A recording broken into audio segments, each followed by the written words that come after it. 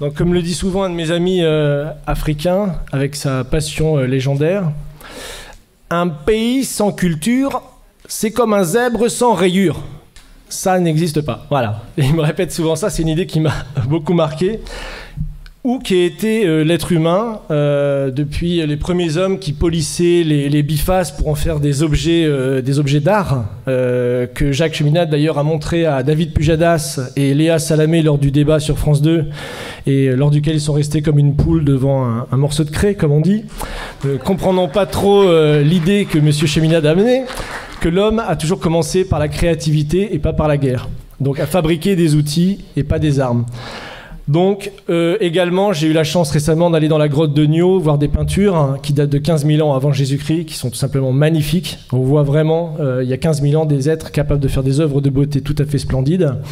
Ou encore des gens qui se retrouvaient dans une salle en 2017 à Clichy, par exemple, pour réfléchir ensemble à l'avenir de l'humanité. Vous aussi, vous êtes créatifs, et c'est la base de notre projet. Et si vous ne l'êtes pas, je vous invite à vous poser la question de pourquoi. Je ne vous donnerai pas la réponse, mais je vous invite à vous poser la question. Donc, il y a un sujet que je vais vous présenter aujourd'hui, qui est un sujet aussi méconnu que politique, que polémique et passionnant. Donc, c'est, avant de parler de l'impérialisme monétaire, du franc CFA, je remercie Pierre pour la petite introduction. On va parler de l'impérialisme monétaire. Il y a eu beaucoup de questions, vous l'avez vu ce matin, sur le franc CFA, qui est un sujet très important pour nous. Donc moi, je vais vous parler d'un autre impérialisme, qui est l'impérialisme scientifique. C'est-à-dire que aujourd'hui, on a une falsification, ce que Cheikh Anta Diop appelle une falsification consciente de l'histoire de l'humanité qui a été opérée depuis plus de 200 ans et qui continue encore aujourd'hui.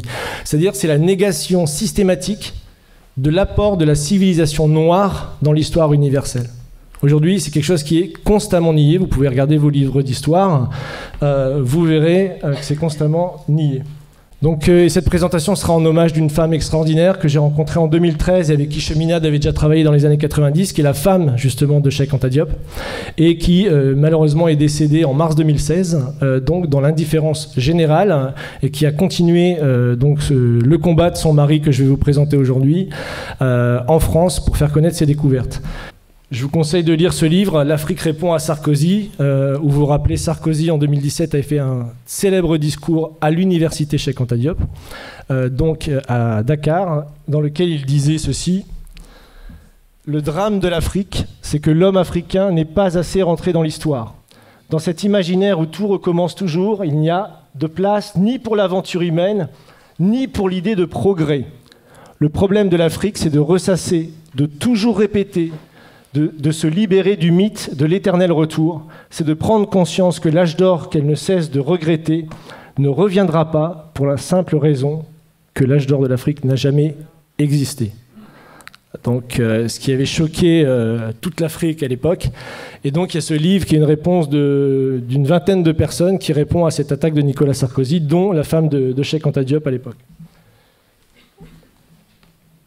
Voilà, donc ça c'est Cheikh Anta Diop, donc, qui est né en 1923, il est mort en 1986, je vous donne en gros son curriculum.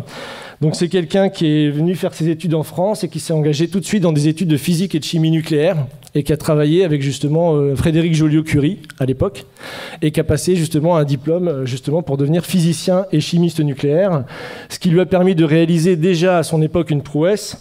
C'est-à-dire qu'il a créé le premier laboratoire africain de datation des fossiles archéologiques au radiocarbone, donc dans les années 60. Donc ça, c'était déjà une prouesse qui permettait justement de faire des tests de mélanine sur des échantillons justement de momies égyptiennes afin de prouver que les pharaons égyptiens étaient noirs, qui est la grande découverte qu'il a fait et qu'il a exposée.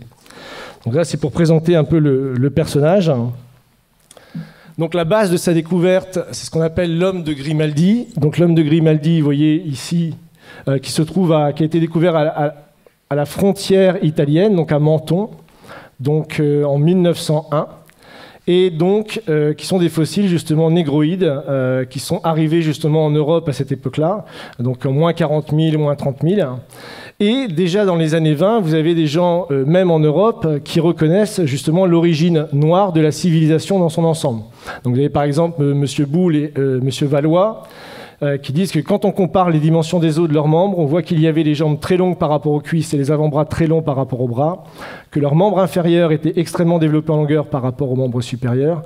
Or, de telles proportions reproduisent, en les exagérant, les caractères que présentent les nègres d'aujourd'hui. De là, une première raison pour considérer ces fossiles comme des négroïdes, sinon comme des nègres. Donc en gros, ça pose la polémique de dire que nos ancêtres ne sont peut-être pas les Gaulois, comme M. Sarkozy avait également fait polémique sur cette question-là, mais de voir que l'histoire universelle, elle ne peut pas être sélective. Que si l'origine des hommes, le berceau de l'humanité, c'est l'Afrique, forcément les hommes ont été noirs, et qu'ils sont forcément arrivés justement en Europe dans cette période de moins 40 000, on estime, à peu près. Et il y a 1000 preuves de cette civilisation noire qui justement est arrivée en Égypte d'Afrique pour peupler l'Europe, justement dans cette période de l'Aurignaciens. Donc, puisqu'on a retrouvé plus de 250 de ce qu'on appelle des Vénus. Donc la première, vous voyez, c'est la Vénus qui était découverte aux Hésies de Taillac.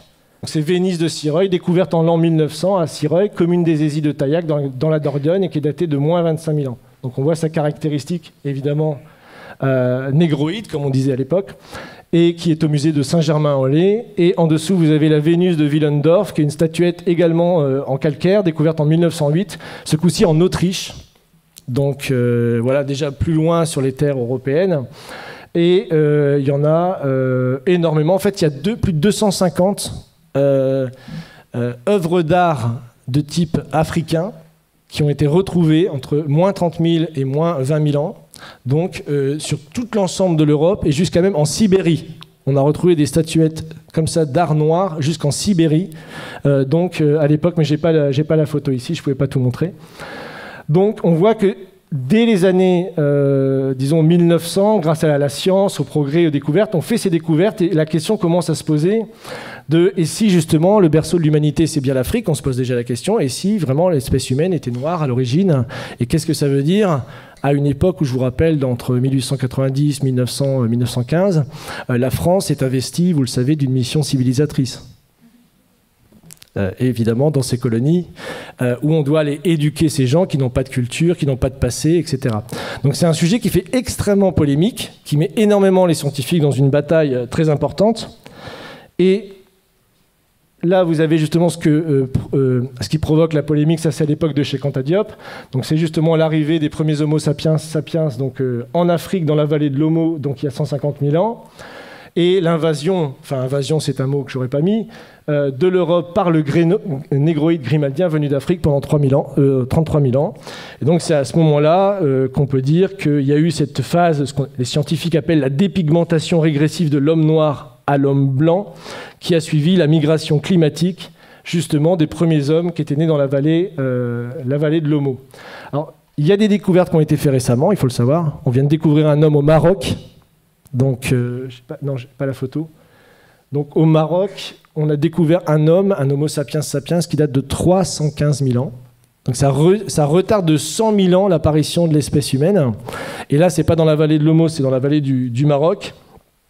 Donc, jusqu'à cette découverte, justement, les plus anciens restes connus de l'homme étaient justement Homo et Homo II, deux crânes mis à jour en Éthiopie et datés de 195 000 ans. Les crânes ressemblent morphologiquement à une découverte située en Afrique du Sud, ce qui indique une existence transafricaine de l'Homo sapiens 120 000 ans avant Homo 1 et Homo 2.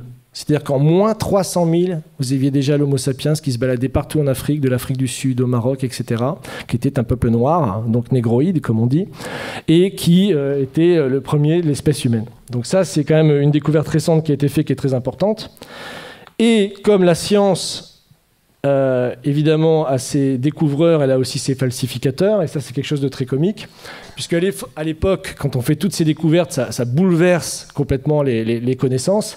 Et donc, vous avez un très célèbre scientifique anglais qui s'appelle Charles Dawson, qui lui va tout simplement créer un homme européen né en Europe et qui est évidemment tout à fait différent de l'homme africain, parce qu'évidemment il est impensable pour l'Empire britannique de l'époque d'avoir, si vous voulez, l'origine noire de l'espèce humaine, c'est quand même pas concevable.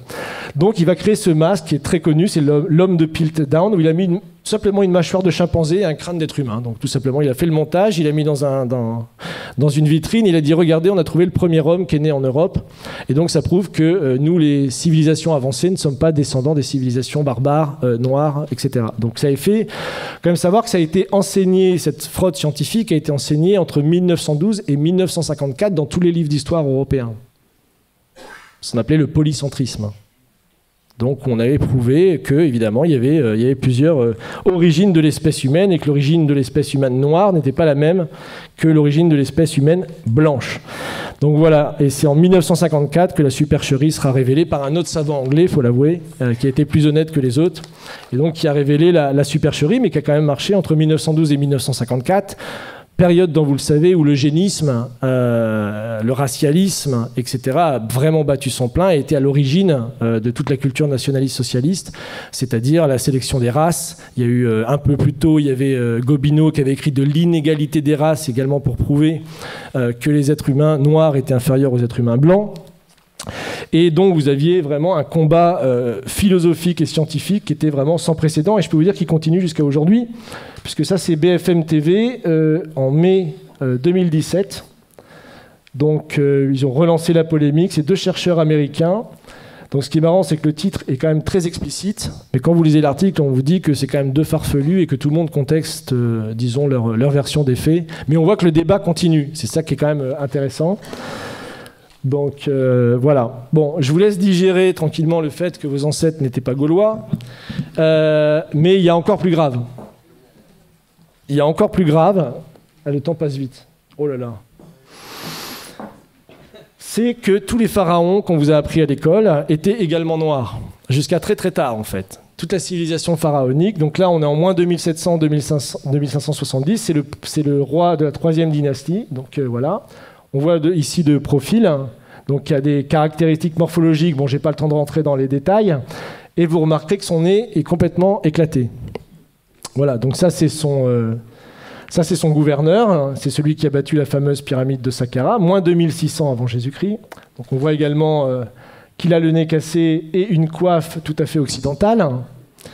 Donc ça c'est 2700 également avant Jésus-Christ. Ça c'est le dernier souverain de la 3e dynastie. Donc on voit un profil également typiquement européen que vous pouvez voir évidemment. C'est assez flagrant avec une coiffe tout à fait alsacienne, donc typique justement du sud de l'Égypte. Donc voilà, vous remarquerez qu'il a également le nez cassé. Hein. Voilà, ça enfin c'est un petit peu plus tard. Donc c'est Ramsès III, c'est le plus connu, qu'on vous présente souvent à l'école, mais on ne vous présente pas cette version-là à l'école. Hein. On vous le montre sur un hiéroglyphe. Donc également un profil tout à fait négroïde, comme on dit, et à qui on a également cassé le nez. Par contre, ce qui est marrant, c'est que j'ai mis la source de Wikipédia, parce que Wikipédia, malgré qu'ils utilisent un langage, comme vous pouvez le voir, extrêmement évolué, hein, l'analyse génétique montre que Ramsès III est l'homme E, probablement père et fils, et qu'ils appartiennent tous deux à l'aplogroupe du chromosome YE1B1A13 et que l'on trouve principalement en Afrique subsaharienne. Voilà, vous avez bien mélangé le tout, mais bon, il est d'Afrique noire, hein, mais il ne faut pas le dire comme ça. Donc voilà, donc là on est quand même en 1186 hein, avant Jésus-Christ. Donc là, c'est les Égyptiens tels qu'ils se représentent. C'est également dans la tombe de Ramsès III que vous pouvez visiter en allant dans la vallée des rois. Donc 1200 avant Jésus-Christ montre que les Égyptiens, voilà, ça c'est l'Égyptien, ça veut dire Égyptien, et qui se représente comme ça ici. Hop, voilà, l'Égyptien vu par lui-même. Donc voilà, ça c'est 1200 avant Jésus-Christ. Donc imaginez un petit peu. Donc voilà. Et certains scientifiques, déjà un peu plus tôt, et c'est les découvertes qu'a fait Cheikh Anta Diop, c'est-à-dire que lui, il a même découvert que bien avant les découvertes qu'on a fait par la science, des explorateurs, au moment des invasions de Napoléon, ou des Anglais ou des Allemands qui étaient allés en Égypte, avaient découvert que les pharaons étaient noirs, mais que personne ne voulait en parler. Donc lui, c'est Lepsius, c'est le fondateur de l'égyptologie en Allemagne, et il dit, voilà, tout simplement, bon, c'est une citation de son livre, hein, que vous pouvez trouver sur Internet, là où on s'attendait à voir un Égyptien, bizarre, on trouve un nègre authentique, tout à fait original. Donc ça, bon, j'ai pas le temps, c'est une icône byzantine du XIe siècle qui montre le roi Salomon allant visiter le pharaon noir, qui est très caractéristique. Et dans le Cantique des Cantiques, pour ceux qui connaissent la Bible, vous connaissez ce passage, je suis noire et pourtant belle, fille de Jérusalem, comme les temples de Kédar, les pavillons de Salomon. Voilà, pour ceux qui... Voilà. Donc voilà, encore une fois, là, il y en a plein en fait. Hein. Bon, non seulement l'homme avant d'être blanc était noir, non seulement les pharaons également étaient noirs, et on bâtit également était le berceau des sciences et des arts. Et ça, c'est la vraie négation, je pense, la plus consciente qui a été faite jusqu'à présent et qui perdure dans nos écoles aujourd'hui, même jusqu'en Europe. Donc, puisque vous avez là également dans une des tombes, 2000 ans avant la balance d'Archimède, hein, le système de balance avec des curseurs hein, afin de déplacer le centre d'inertie. Donc vous avez là tout simplement le point de levier et ici ce qu'on appelle le principe d'Archimède qui disait pour soulever la terre, donnez-moi un point d'appui, qu'il a rédigé dans un traité, évidemment 2000 ans plus tard, enfin 1500 ans plus tard, et en disant que c'était sa découverte et que c'était lui qui avait découvert toutes ces sciences géométriques. Donc encore plus intéressant, le papyrus de Moscou. Donc ça, il se trouve à Moscou justement aujourd'hui. Il est au musée Pouchkine de Moscou. Et en fait, c'est les papyrus qui prouvent toutes les découvertes géométriques qui ont été faites par l'Égypte noire pharaonique, justement entre moins 1500 et moins 3000 avant Jésus-Christ. Donc là, vous avez par exemple la pyramide tronquée, vous avez le calcul de la demi-sphère, vous avez Pythagore, vous avez le calcul des ellipses. Vous avez ça aussi, là c'est l'autre papyrus de Rhind. Donc vous avez ici donc, le théorème de Thalès. Donc, ça vous trouvez aussi dans des tombes, dans le papyrus. Donc ici, et Thalès lui-même a avoué qu'il avait fait sa découverte en Égypte. Hein. Qu'il avait lui-même fait sa découverte en Égypte. Mais il n'a pas dit que c'était les prêtres égyptiens qui lui avaient enseigné justement cette chose-là. Donc ils se sont tout accaparés. Donc là, ils ont même été jusqu'à calculer des coniques. On retrouve des études de coniques, bon ça c'est pour les matheux, qui sont soi-disant attribuées beaucoup plus tard, plus de 3000 ans plus tard. Le calcul de l'ellipse, de la demi-sphère, toutes ces choses-là ont été découvertes déjà avant moins 2000 par les Égyptiens à l'époque. Donc, encore plus fou, c'est que les pyramides ont été faites, elles, encore plus tôt. Donc c'est 2600 pour la pyramide, je crois que j'ai les dates ici. J'ai encore un peu de temps. Oui. Donc ça c'est la pyramide de Khéops qui a été faite en 2500 avant Jésus-Christ. Donc qui nécessite des niveaux de science extrêmement aboutis puisque la base de la pyramide est horizontale à 20 mm près. Vous imaginez déjà les calculs qu'il fallait faire. Et pour obtenir un carré parfait de la pyramide, c'est seulement 0,05% d'erreurs qui ont été faites. Aujourd'hui encore, moi j'ai lu des thèses qui datent de 1970 qui vous prouvent qu'il est impossible que les Égyptiens aient construit les pyramides. Il y a des thèses qui sont écrites là-dessus jusque dans les années 70. J'ai même une citation là, qui est sur un site de vulgarisation scientifique. Ils ont des dizaines de milliers d'abonnés. C'est vraiment une chaîne YouTube et tout ça qui est très bien. Et vous pouvez lire que, sachant que les mathématiques, la géométrie et autres sciences nécessaires à de tels résultats n'existaient pas dans l'Égypte ancienne, en tout cas pas sous une forme élaborée, Pythagore évidemment ne naîtra que 1000 ans plus tard, comment les Égyptiens sont-ils parvenus à un tel degré de perfection? Pas de révélation évidemment dans ce site, mais rassurez-vous, les égyptologues continuent de chercher. Donc ça c'est publié en 2015. Vous imaginez. Donc ça, c'est pour vous montrer les dates justement des grands découvreurs qu'on apprend à l'école. Donc le théorème de Pythagore, Thalès, le théorème de Thalès, évidemment, puis d'autres scientifiques qui ont travaillé sur les coniques ou Archimède. Donc voilà. Enfin, pour finir, ça c'est une image peinte du Sphinx à l'époque de Napoléon par quelqu'un qui s'appelle Vivant Denon, et donc qui est assez caractéristique, comme vous pouvez le voir, de la race négroïde des Égyptiens. Donc ça, c'était publié à l'époque, et lui-même disait, je vous cite, « Je n'eus que le temps d'observer le Sphinx, qui mérite d'être dessiné avec le soin le plus scrupuleux, et qui ne l'a jamais été de cette manière. Quoique ses proportions soient colossales, les contours qui en sont conservés sont aussi souples que purs. L'expression de la tête est douce, gracieuse et tranquille. Le caractère en est africain, mais la bouche dont les lèvres sont épaisses a une mollesse dans le mouvement et une finesse d'exécution vraiment admirable. C'est de la chair et de la vie. Quant au caractère de leur figure humaine, n'empruntant rien des autres nations, ils ont copié leur propre nature, qui était plus gracieuse que belle. En tout, le caractère africain, dont le nègre à la charge est peut-être le principe. Donc ça, le Sphinx, je vous rappelle, c'est en même temps que les pyramides, hein, c'est 2600 avant Jésus-Christ. C'est d'ailleurs jusque la basilique Saint-Pierre de Rome, je crois que c'est plus grand que la basilique Saint-Pierre de Rome encore aujourd'hui, et c'est encore aujourd'hui la plus grande sculpture réalisée sur un seul bloc, 2600 ans avant Jésus-Christ. Donc c'est encore une prouesse scientifique qu'on ne sait pas expliquer aujourd'hui. Hein. Donc voilà, et pour finir, puisque le temps presse, ça c'est un proche également de Napoléon, donc qui a été avec lui dans les voyages en Égypte, et qui fait cette citation sur laquelle je terminerai pour vous laisser réfléchir à tout ce que je viens de vous dire. Donc il parle justement des Égyptiens. Tous ont le visage bouffi, l'œil gonflé, le nez écrasé, la lèvre grosse, en un mot un vrai visage de mulâtre. J'étais tenté de l'attribuer au climat lorsqu'ayant été visiter le Sphinx, son aspect me donna le mot de l'énigme. En voyant cette tête caractéristique du nègre dans tous ses traits, je me rappelais ce passage remarquable d'Hérodote où il dit « Pour moi, j'estime que les Colches sont une colonie des Égyptiens parce que, comme eux, ils ont la peau noire et les cheveux crépus. » C'est-à-dire que les anciens Égyptiens étaient de vrais nègres. Mais en revenant à l'Égypte, le fait qu'elle rend à l'histoire offre bien des réflexions à la philosophie. Quel sujet de méditation de voir la barbarie et l'ignorance actuelle des Coptes, issus de l'alliance du génie profond des Égyptiens et de l'esprit brillant des Grecs, de penser que cette race noire, aujourd'hui notre esclave, est l'objet de nos mépris et celle-là même à qui nous devons nos arts, nos sciences et jusqu'à l'usage de la parole. Imaginez enfin que c'est au milieu des peuples qui se disent les amis de la liberté et de l'humanité que l'on a sanctionné le plus barbare des esclavages et mis en problème si les hommes noirs ont une intelligence de l'espèce de celle des hommes blancs.